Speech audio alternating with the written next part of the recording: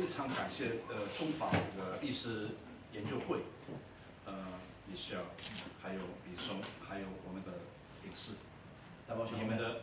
Je remercie évidemment la Société d'Histoire, surtout Michel, parce qu'on est en contact, c'est moi, pas très grave, et Monsieur le Conseiller Général nous recevra ce soir ici. 我为什么会拿起我说，等一下我最早会拍照片，是因为我小时候在文化大革命的以前。我们周边的邻居都是白领，都是一些白领。上海1949年以前有很多的白领，有医生，有科学家，还有很多人。然后到了1949年，到了1966年文化大革命以后，他们家里还有这样的小的家庭的照相机。然后我的小时候看见了1949年以前的上海人是如此的有体面。哎呀！这个照片是非常重要。那么到了然后呢，我就想我要成为一个摄影家。Donc pourquoi je fais des photos en tout cas quand je dis, lui il est né en 1961, donc 5 ans après, vous connaissez, c'est la révolution culturelle.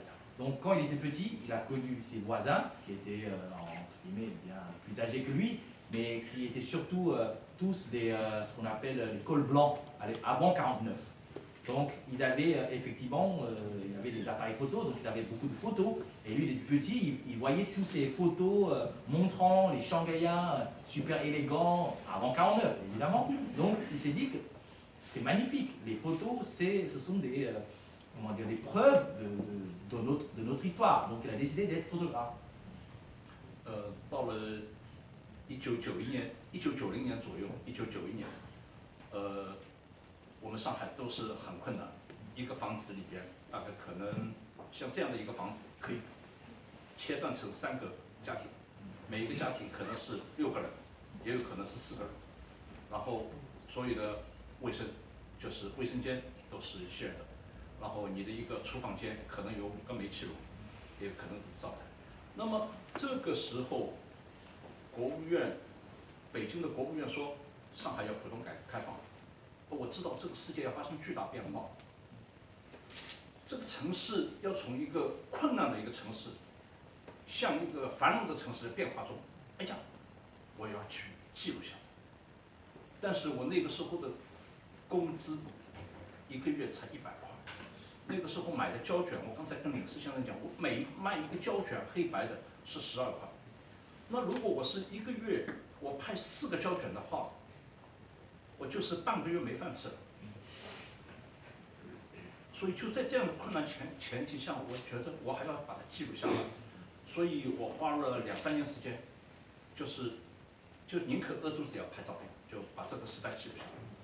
Alors en 90, les conditions de vie à Chambay étaient quand même relativement, on va dire, pas géniales. Il montrait cet espace en disant ce genre d'espace, peut-être il y avait forcément même 3 familles.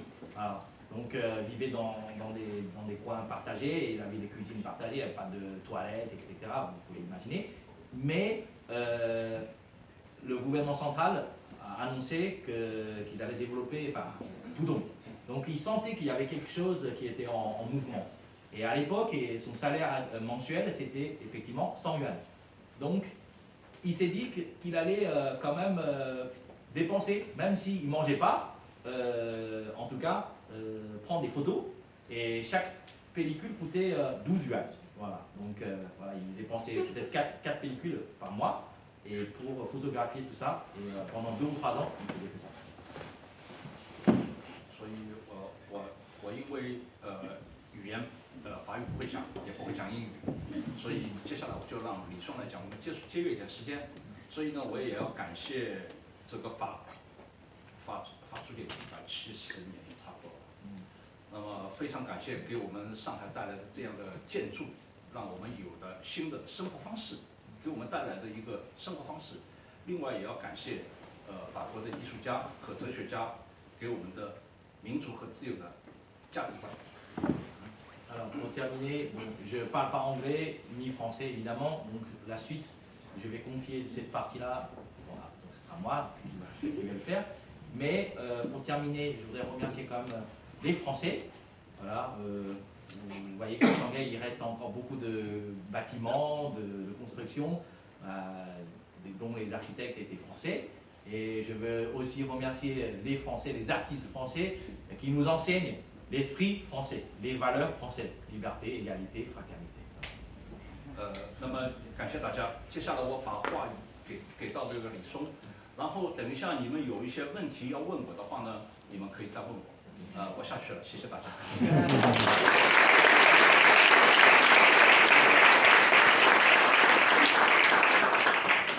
Donc je vous explique rapidement, je vais faire le conférencier, entre guillemets, et il y aura 6 parties. Entre chaque partie, je vous laisserai poser 1 ou 2 questions, parce que lui il préfère que ce soit plus dynamique, donc voilà, on va faire comme il souhaite.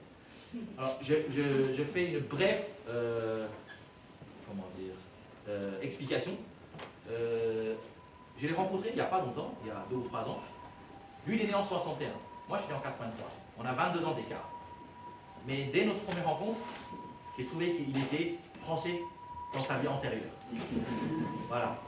Il aimait la bonne bouffe, il aimait la liberté, il aime toujours vivre. Pour un homme de 60 ans en Chine, j'en prenais pas un deuxième comme lui. Voilà. Donc tout de suite, on a tissé des liens d'amitié.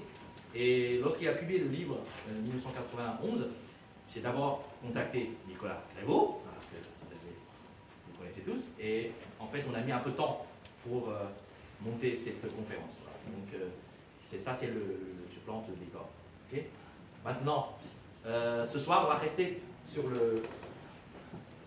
Je vois bien que je sais que M. le Consul Général aime beaucoup l'humour. Vous aussi.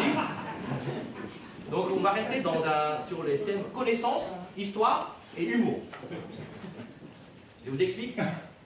Comme il est, je considère qu'il est un peu français, donc il est forcément un peu fainéant. Alors, je lui ai demandé de préparer les textes pour moi en chinois, ce qui n'est pas compliqué. Il a dit non, je n'ai pas le temps. Donc, il m'a dit, on se donne rendez-vous, on va boire un café et je te raconte tout ça.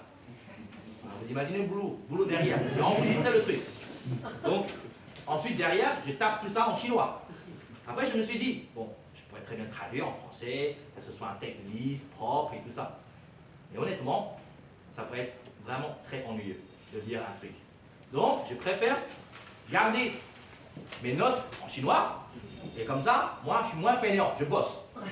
Voilà, je dois traduire en même temps, en lisant un petit peu mes notes. Ok? C'est ça le contexte. Okay. Donc, on y va. Première photo, on plante le décor.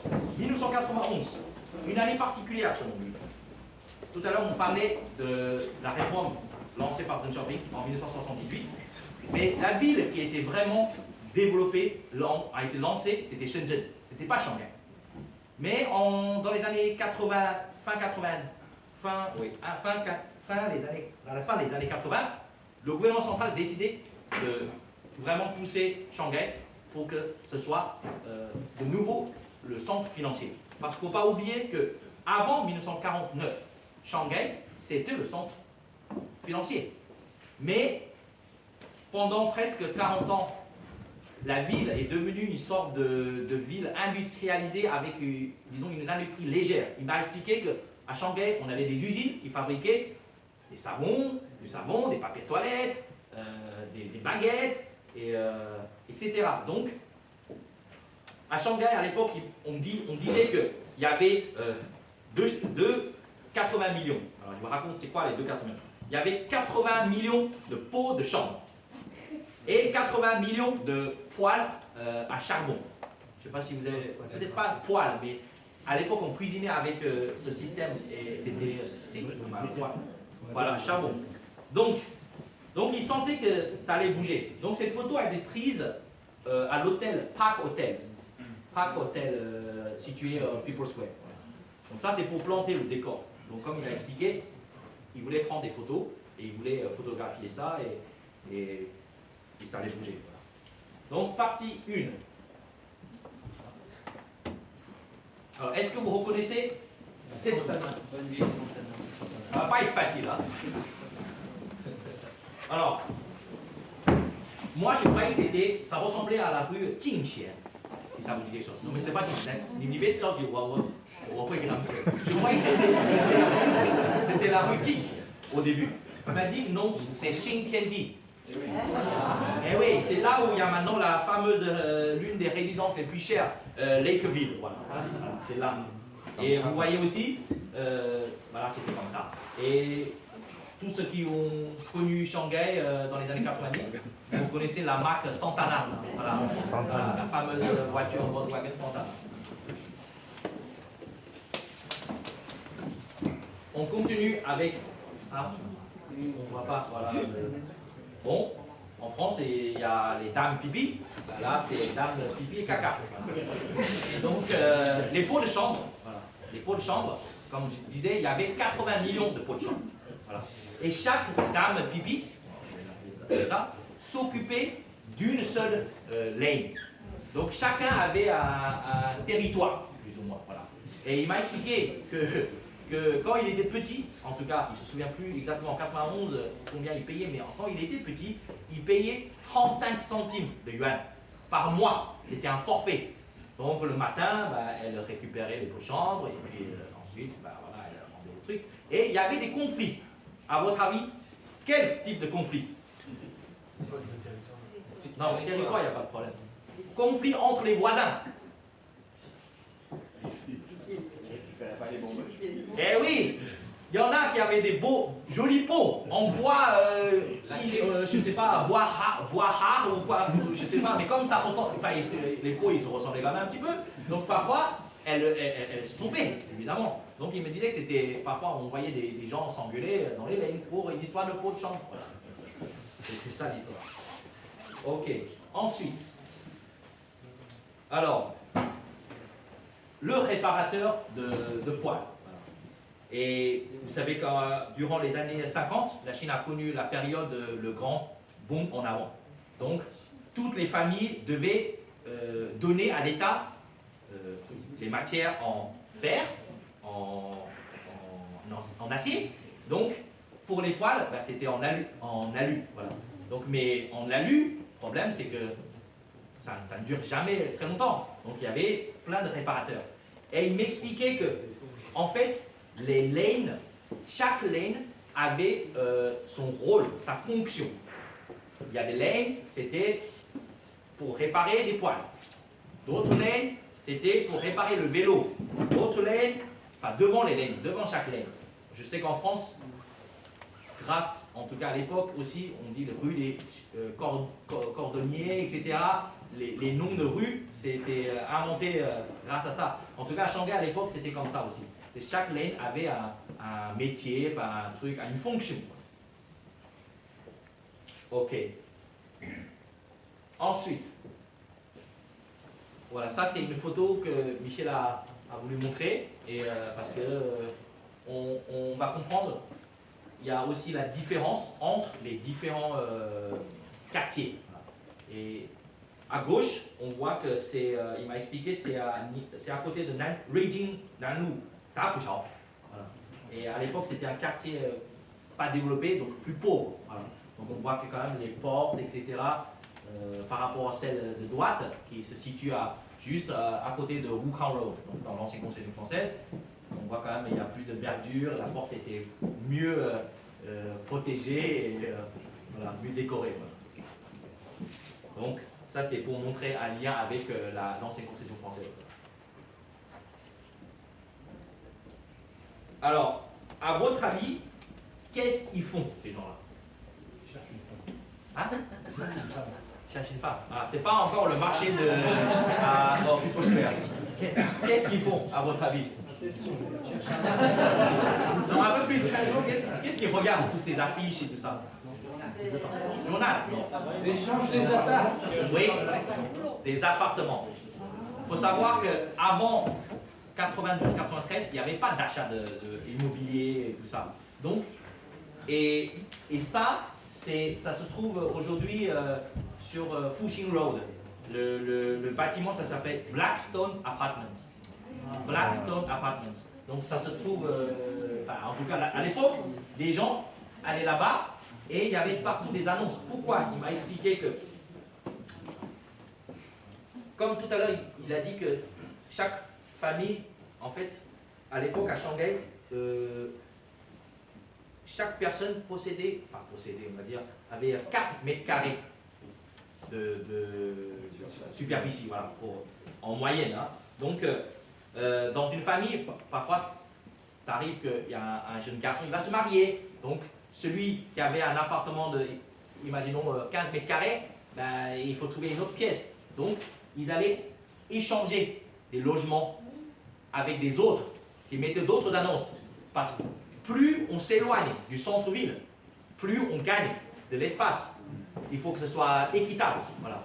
Et il y avait aussi des intermédiaires qui parlaient avec des gens, qui disaient « Ah, vous cherchez quelque chose, moi je connais un tel qui veut échanger » et ensuite ils prenaient une commission. Voilà. C'était un peu ça. Donc ça, c'est l'histoire. Ok. Ensuite, voilà, à votre avis, où se trouve cette rue? Est-ce que vous reconnaissez quelque chose? Il y a un pont. Ouais. C'est pas la Yan'an, Pas Yan'an, c'est pas Yan'an. C'est Nanjing East Road et Xizang Road, quasiment. Voilà.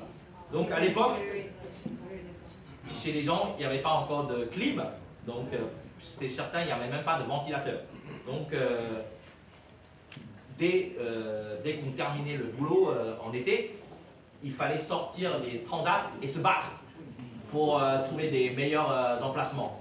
Et donc on lisait des petits bouquins, on mettait de la pastèque dans les glaces, dans le seau avec des glaçons, et pour se rafraîchir. Et il m'a expliqué aussi qu'à l'époque, on pouvait aller dans certaines boutiques, enfin certains magasins, pour acheter du coca. Mais le coca, c'était un produit de luxe, 3 yuan. Voilà. Très cher. Et un papa qui voulait emmener son gamin dans ce genre de boutique, c'est surtout pour se rafraîchir. Parce que dans certaines boutiques, il y avait la clim. Donc il achetait une petite bouteille de coca de 3 yuan et tous les deux, il y restait pour 2 heures. C'était ça l'anecdote. Voilà, ok. Donc ça, c'est la première partie pour expliquer un peu comment vivaient les gens. Voilà. Donc, avant de continuer, est-ce que vous avez des questions? Une ou deux questions? Et dans ce cas-là, il va répondre et je vais traduire. La première photo, Pas encore. De quelle couleur était son pot de chambre? Hein? 他说你用的马桶是什么颜色？开玩笑，开玩笑，开玩笑。我们家有卫生，就是有些。你们家有卫生间？为什么？因为我们是那个新的理工房，所以楼里面有卫生间。Lui, il avait déjà les toilettes. particulière. 有一个问题，我们那个时候的浴缸没有水的，就是我们自己洗澡要从下面去烧成热水桶。 Oh, ok, ok. Par contre, pour se doucher, même s'il avait une baignoire, et en fait, il n'y avait pas d'eau chaude. Il fallait chauffer de l'eau, ensuite transporter et mettre dans la baignoire pour se laver. Ok, pas d'histoire, on continue. Vous aurez d'autres occasions pour poser des questions. Ok. Partie 2. L'amour. Voilà, on va parler de l'amour. Toujours. C'est un sujet qui intéresse les Français aussi. Donc, vers le Bund, un soir, à 10 h. Il est sur son vélo. Il est toujours très fier de cette photo parce qu'il trouve que la photo, en tout cas, elle est nette. Il a pu capturer cet instant amoureux, un jeune couple, voilà, du fait qu'ils avaient peu d'espace chez l'un ou chez l'autre. Voilà, il fallait qu'ils s'embrassent quelque part quand même. Donc, voilà, dehors, voilà, se cacher un peu. Les Chinois étaient un peu timides. Voilà. Ensuite, alors là c'est très intéressant. Alors c'est quoi, à votre avis, à gauche et à droite, qu'est-ce que ça exprime? Voilà, à gauche, c'est plus facile, hein, quand même. Hein. C'est les fiançailles et le mariage. En tout cas, ils sont à l'étape avancée. L'étape avancée. Alors, il m'a expliqué. 吴老师，你告诉我，什么叫大三，什么小三头上？大三角是这样，这样是大三角啊，小三角是这样。Alors, donc, quand on est juste à l'aube de notre histoire, les gens, le couple se tenait comme ça. Voilà. Ça, c'est au stade avancé. Voilà. Donc, du coup, c'est comme ça. Ah, et le couple, enfin, en tout cas, ça, la photo a été prise sur Nanjing Road. Voilà. Donc, il m'a expliqué que ça se faisait pas, mais bon, il voulait quand même prendre des photos et tout ça derrière les gens. Et pour montrer le côté bonheur, voilà, donc les jeunes commencent à oser montrer un petit peu, voilà. Et à droite, qu'est-ce qui se passe? Hein? Qu'est-ce qui se passe? Hein? Un divorce. Ah, pas loin, mais Les premières disputes. dispute. Et où ils disputent? Dans un parc. Et pourquoi dans un parc? Eh oui, en France on dit il faut laver son linge sale à la maison. Eh bien les pauvres, ils ne pouvaient même pas laver leur linge sale à la maison. Parce qu'ils n'avaient que 6 mètres carrés. Et donc s'ils allaient s'engueuler, ben, c'est tout le voisinage qui était au courant de leur histoire. Donc les gens s'engueulaient dans les parcs. Ah. Donc il est toujours très content de montrer cette photo. Il m'a dit qu'aujourd'hui, on verra plus dans le scène. Ils n'ont pas besoin d'aller dans des parcs pour s'engueuler. Voilà, donc c'est un côté historique. Ça montre, voilà, en tout cas, la situation de l'époque. Ça, c'est dans le Fuxing Park.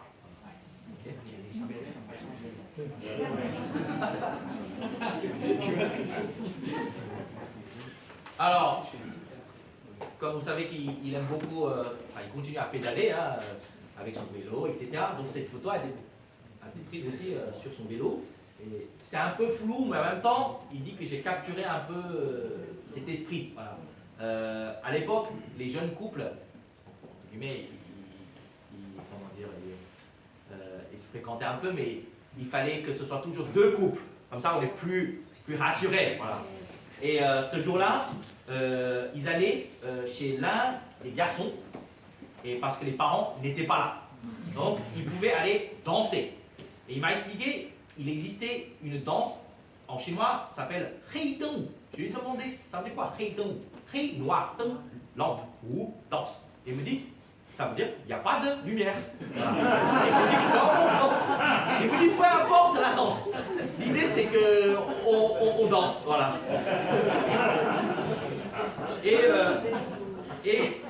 Et il m'a expliqué aussi que, je lui ai dit, mais vous écoutiez quoi exactement? Il me dit, on ne sait pas, on écoutait n'importe quoi. Et il m'a cité un chanteur américain. Alors, bon, j'ai regardé, ça fait ringard. Kenny Rogers.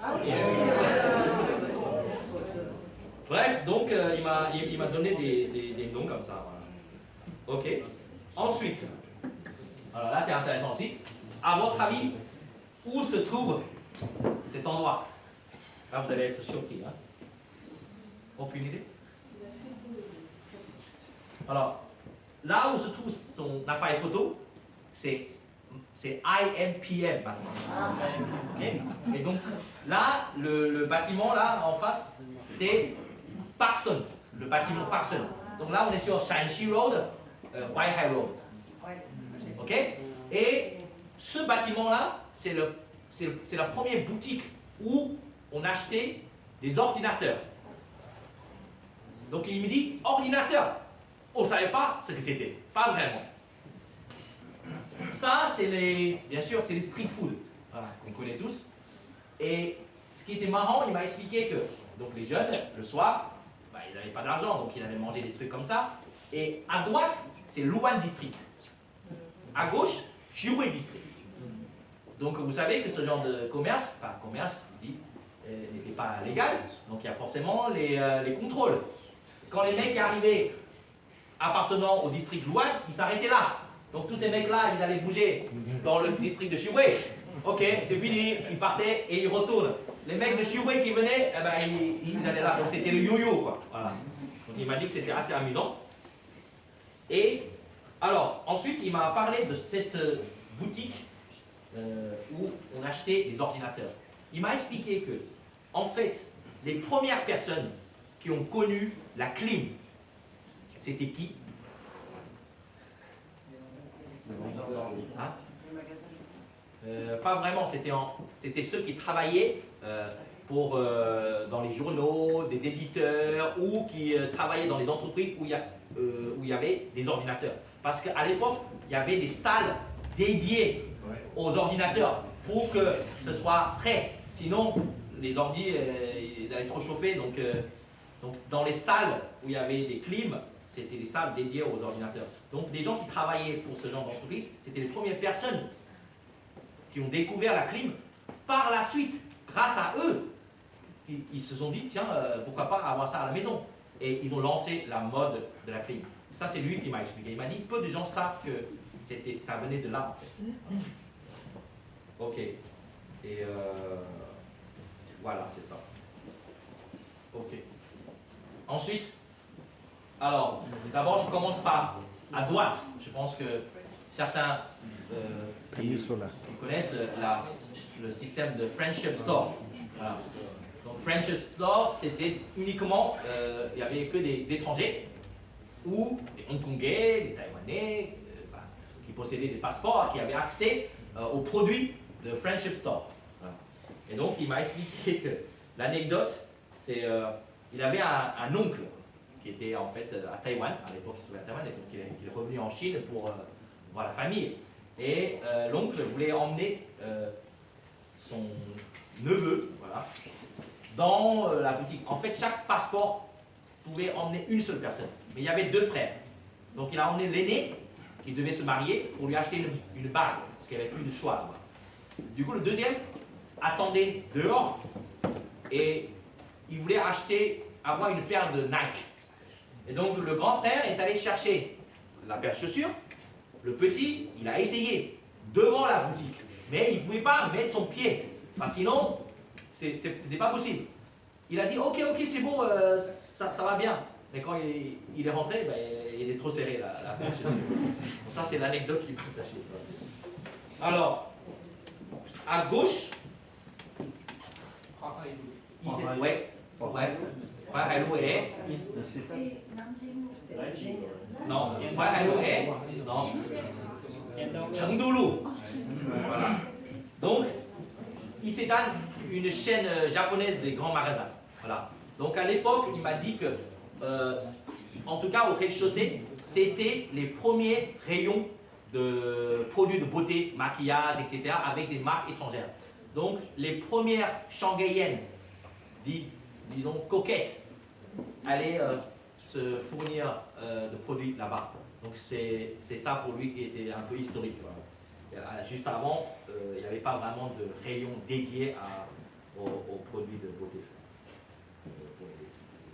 Et là, ok. Voilà, donc ça c'est la deuxième partie, et donc liée un peu au mode de vie et aux histoires d'amour. Est-ce que vous avez des questions? Ouais. Ça c'est les années 90? Oui. 他问这些照片都是90年代拍的，是吧？差不多都是91年。D'autres questions? Quelle était sa situation amoureuse à l'époque? 他说他想问你，当时91年你的爱情状况是？那个时候没有钱，很难。那个时候上海最好的姑娘都说要嫁给香港人。À cette époque, j'avais pas d'argent. À cette époque, les Shanghaïennes disaient qu'elles préféraient épouser un Hongkongais. Voilà. Ok. Est-ce que vous avez d'autres questions? Sinon, je passe à la partie suivante. Partie suivante. On va parler comment les Shanghaïens souhaitent changer de vie, voilà. Souhaitent améliorer leur vie. Alors, est-ce que vous reconnaissez cette rue?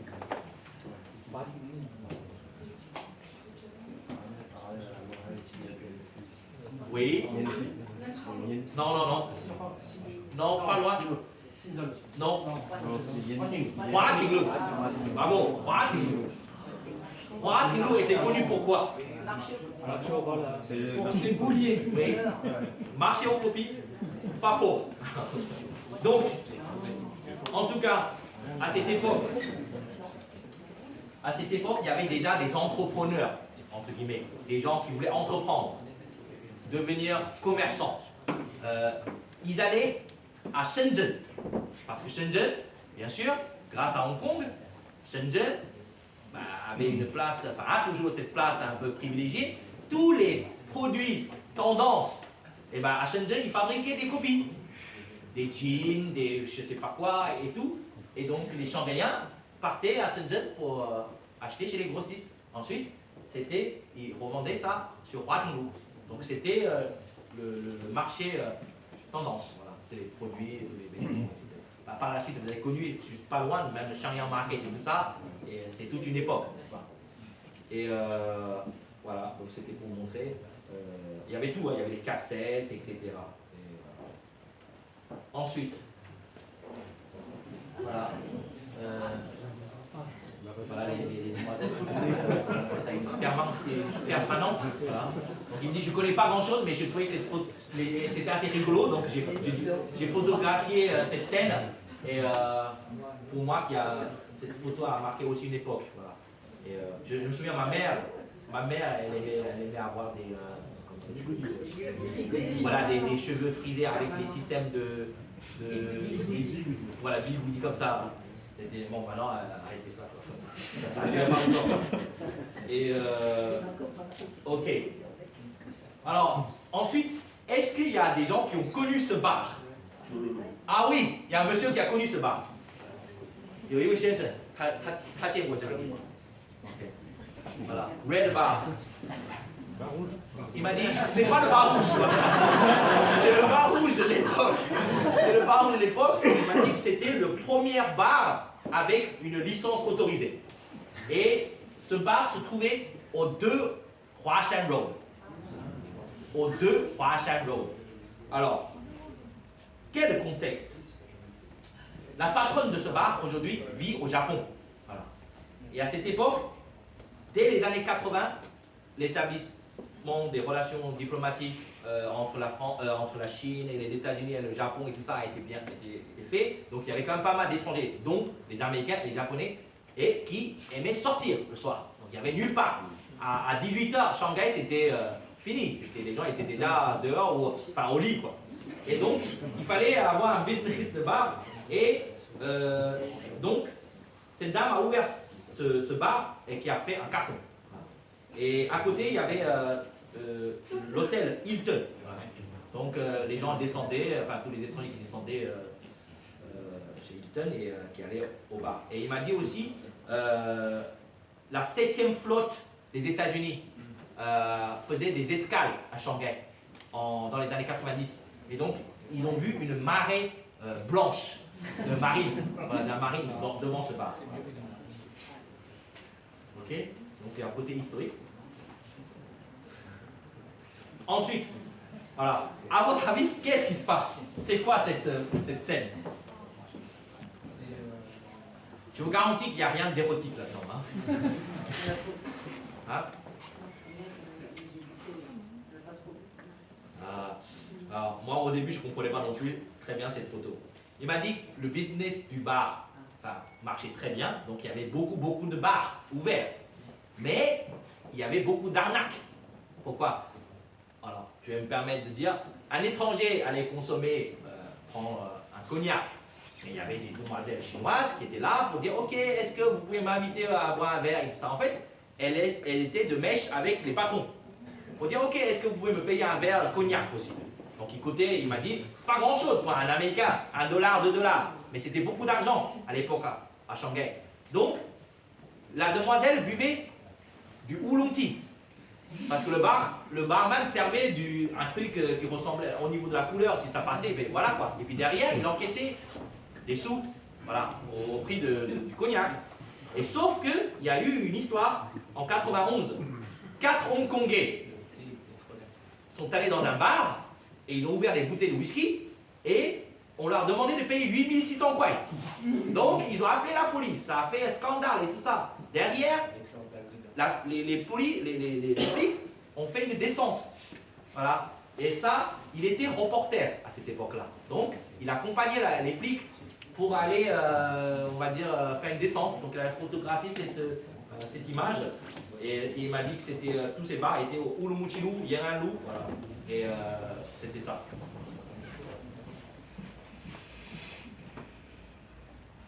Ok. Ça va être plus compliqué à deviner, mais c'est le premier restaurant dit de style hongkongais, voilà, à Shanghai. Ça s'appelle Zhenjian Cha Canteen. Ça se trouvait sur Tianjinlu à l'époque. Et c'était des gens qui avaient de l'argent qui pouvaient y aller. Donc il m'a expliqué que c'était les premiers, les premières groupes de personnes qui boursicotaient à l'époque, qui gagnaient des sous et qui le soir qui allaient manger dans un restaurant de style hongkongais parce que c'était à la mode. C'était beau. Et ensuite, alors, ce monsieur, est-ce que vous avez connu ce premier disco, la première discothèque? Non. J'ai cherché Yan'an Zhonglu, 1123. Cette discothèque s'appelait JJ. JJ. Voilà. Il m'a dit que c'était la plus grande d'Asie, c'était la plus. C'est symbolique, voilà. Donc la jeunesse chinoise commence à s'amuser, à danser, etc. Et ok, donc on a terminé cette partie-là. Est-ce que vous avez des questions sur cette partie-là? On n'a pas vu de Dagoda. 大哥大啊，他说你没有照片有关于大哥大的照片，没有展示。因为91年的时候大哥大还很少，因为大概是香港人有92年开始，因为做股票的人才会买那个大哥大。这个时候有 BBG 有，我没放在人手。我其实大哥大和 BBG 的照片都有，因为这次的需求，所以没放。il avait les photos avec les Dagoda, les gros téléphones mobiles là, et le BB là. Donc, il m'a dit qu'en 92, les gens qui boursicotaient possédaient, enfin ils avaient quand même des moyens d'avoir un téléphone mobile. Et avant, évidemment, en 91, c'était pas commun encore. Pas de questions? Je continue. Alors là, c'est dans une sorte de même thématique. C'est des gens qui voulaient changer de vie, mais par la voie de partir à l'étranger. Et donc, les premières English Corner, point anglais, quoi, on va dire. Alors, donc c'est dans les parcs, Fuxing Park, Renmin Park, et il a retrouvé cette personne, cette demoiselle qui a une maman de 3 enfants, elle vit aux États-Unis. Voilà. Donc grâce au WeChat, il a retrouvé cette fille. Voilà. C'est assez incroyable. Et ensuite, alors, qui est cet homme? Moi, je ne connaissais pas non plus. Hein? Tsai Guangtian. Moi, je ne connaissais pas. Donc, il m'a dit, cet homme, disons, le pionnier de la formation en anglais. Donc, il a ouvert, dans les années 80, une école qui s'appelait Qianjing Yewu Jingxiu Xuexiao. Donc, si je traduis, c'était presque une école avec un nom qui s'appelle Qianjing, qui veut dire en marche. Voilà, en marche. Et donc, il proposait des formations en anglais. Voilà. Donc, il m'a dit aujourd'hui, même dans beaucoup d'entreprises, des personnes qui ont peut-être 50 ans, 60 ans, leur anglais, c'était grâce à lui. Voilà. Donc, c'était un peu le avant-gardiste pour proposer ce genre de formation.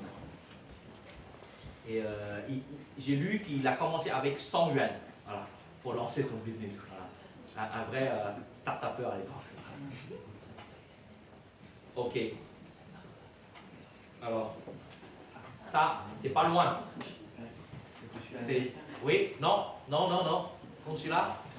Non, non. Japonais. Japonais. Ah. Huaihailu. Voilà. Aujourd'hui, je crois que c'est la résidence du consul japonais. Là, c'est juste à côté, apparemment. Et les gens faisaient la queue pour faire quoi? Le visa. Et pour aller au Japon, faire quoi? Serveur dans les bars. Voilà, presque ça. Et en fait, à l'époque, il y avait 3 types de destinations.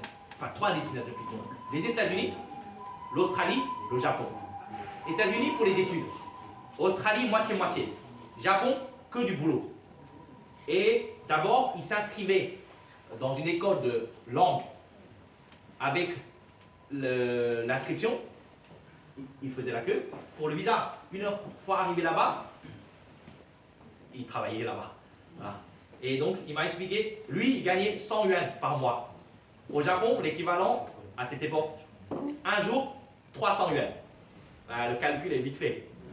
Donc, à cette époque, beaucoup de gens, d'abord, empruntaient de l'argent auprès des membres de famille pour partir au Japon. Et on lui a demandé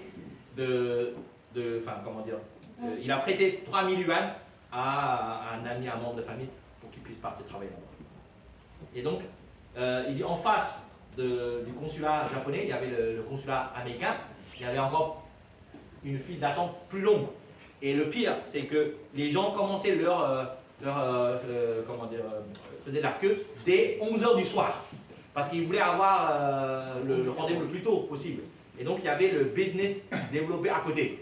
Ceux qui vendaient des couettes, des manteaux, de l'eau chaude. Il y avait toute une scène à voir. Voilà. Voilà.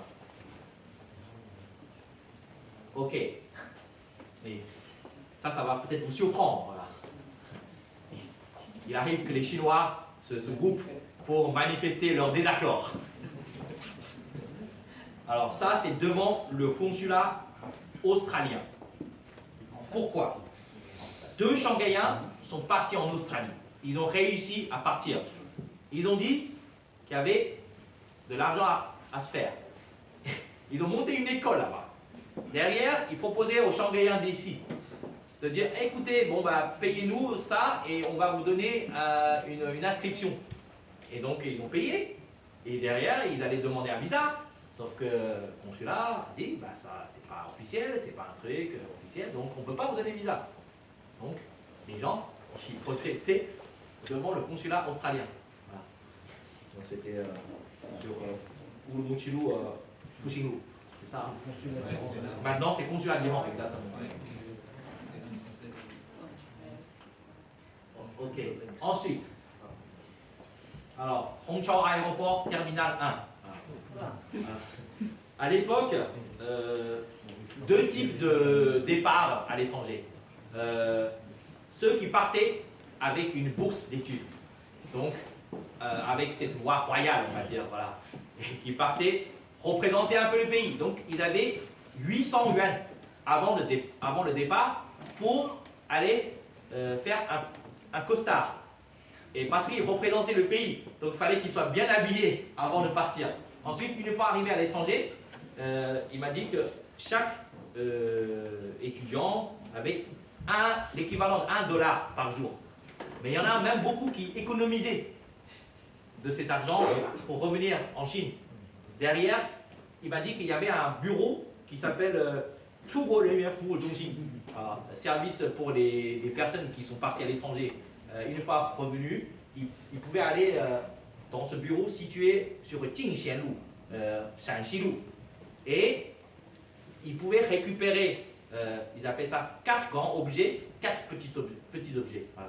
C'était un peu les avantages pour ces gamins qui étaient un peu les élites. Voilà. Et dont certains produits, c'était la télé en couleur, etc. C'était quelque chose de rare. Et ceux qui partaient avec leurs propres moyens, par exemple les gens qui partaient au Japon, entre guillemets, soi-disant étudier mais pour travailler, lui il a vu une scène où les gens ils mettaient carrément du riz dans une sorte de walk, et ils remplissaient ce genre de truc, et ils partaient dans l'avion avec, pensaient qu'ils allaient économiser un peu de riz, quoi. Voilà, donc c'était deux mondes, deux scènes très différentes. Voilà, donc ça c'est la partie 4. Ah, est-ce que vous avez des questions sur cette partie-là?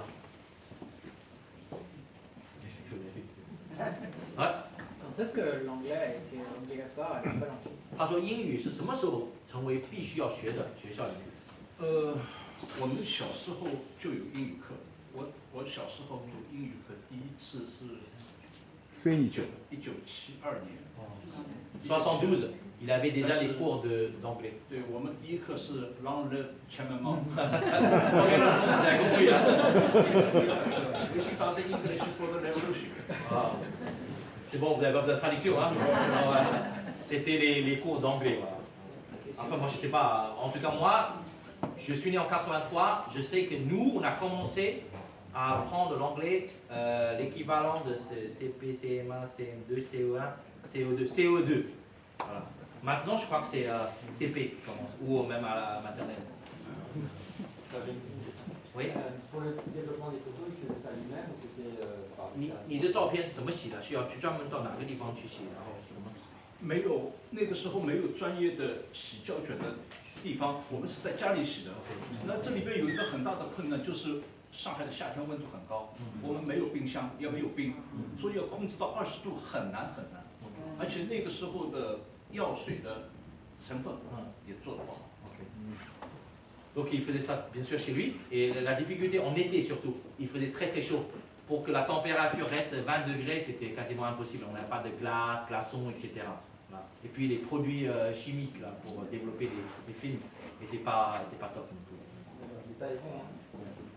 他说你这个结果拍出来的结果是很棒的。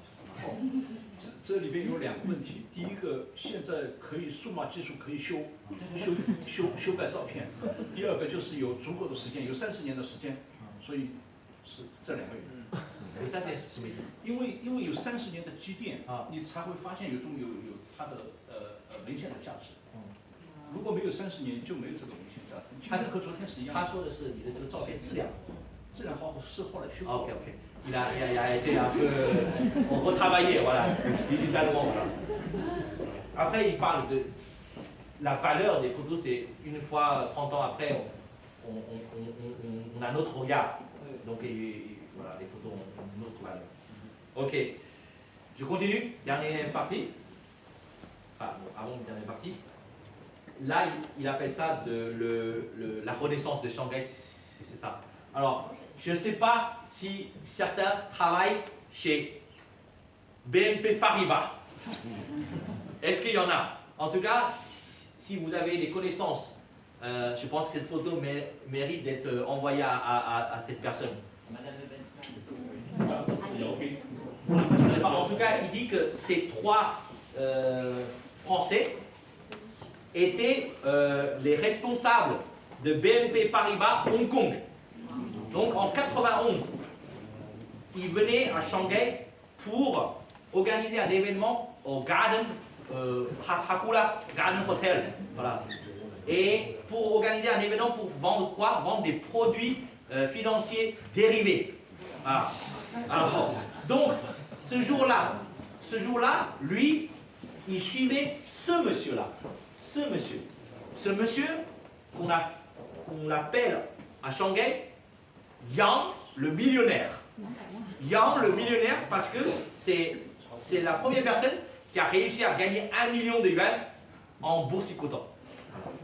Donc il faisait un reportage sur lui. Du coup il a fait cette photo. Donc il trouvait que c'était un peu rigolo quoi, le lien avec la France, les Paribas et tout ça. Donc au milieu c'est Madame Yao Ping. À côté c'est l'interprète du bureau des affaires étrangères. Je rappelle. Au milieu是 Madame Liu。他说这个人是当时是外事办的翻译。对的，也是我的好朋友。Moi je connais pas. Monsieur Chena, vous la connaissez alors? Ah ok. Ensuite, alors, à votre avis, qu'est-ce que c'est?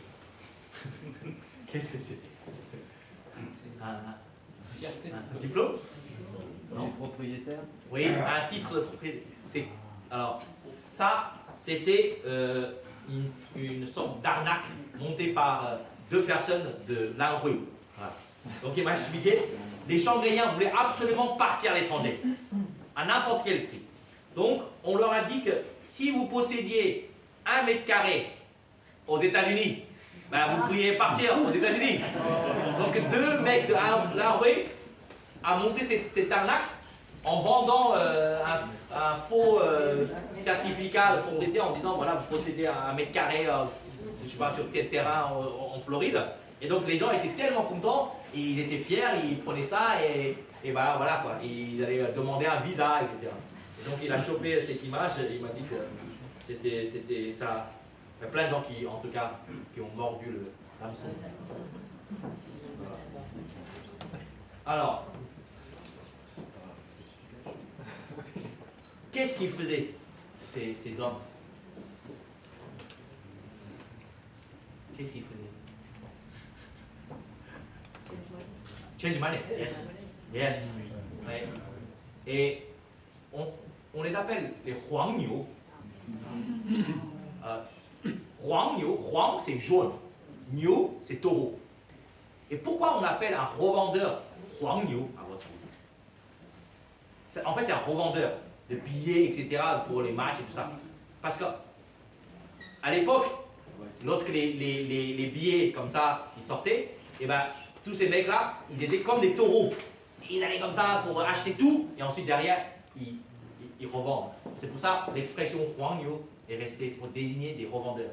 Alors, eux, c'est les Huangniu, disons, pour juste les Waihui, les devises étrangères. Voilà.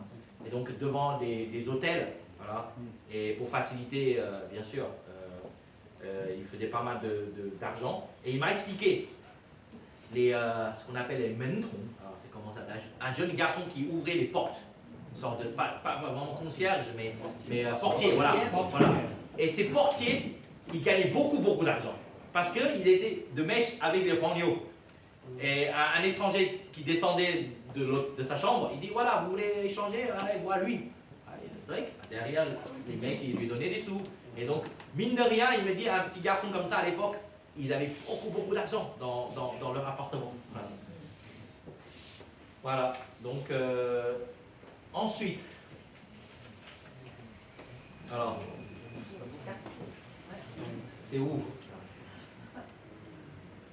Ça, c'est un lien avec l'ancienne concession française.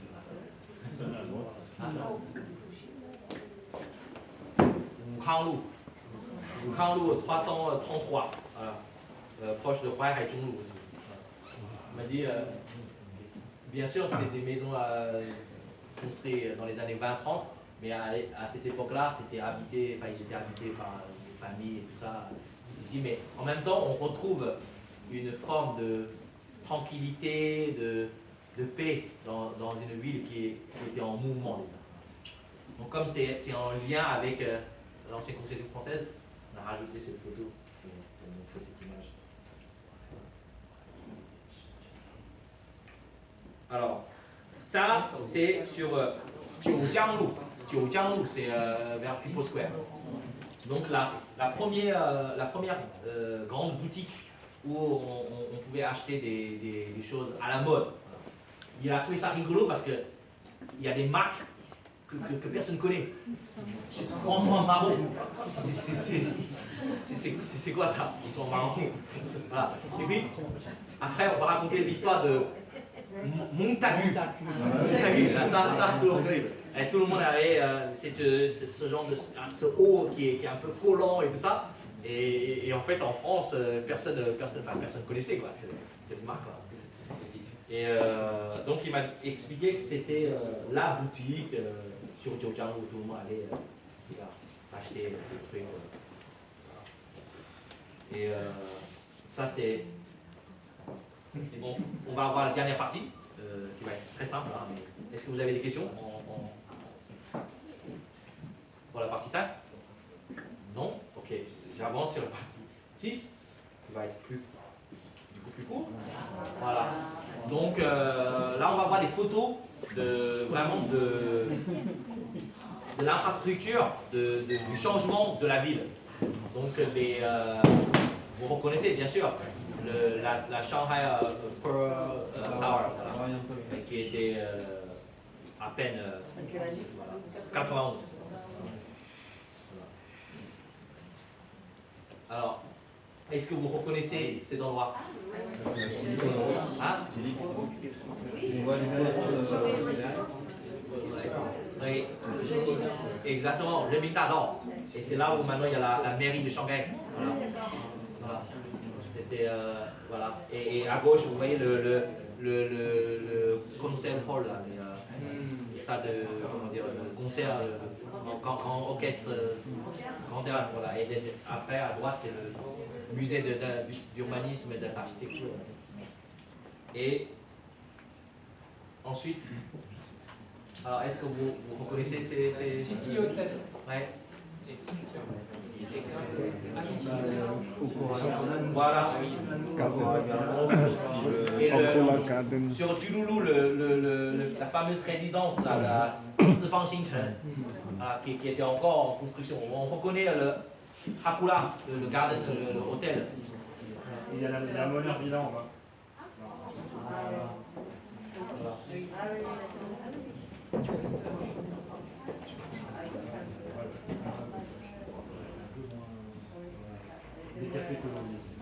Et ensuite, voilà la Nanjing Road, c'est toute une autre époque. Avant la couche. Et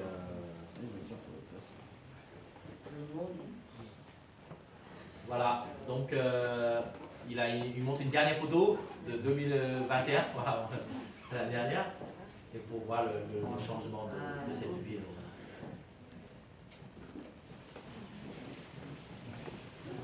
Voilà la présentation.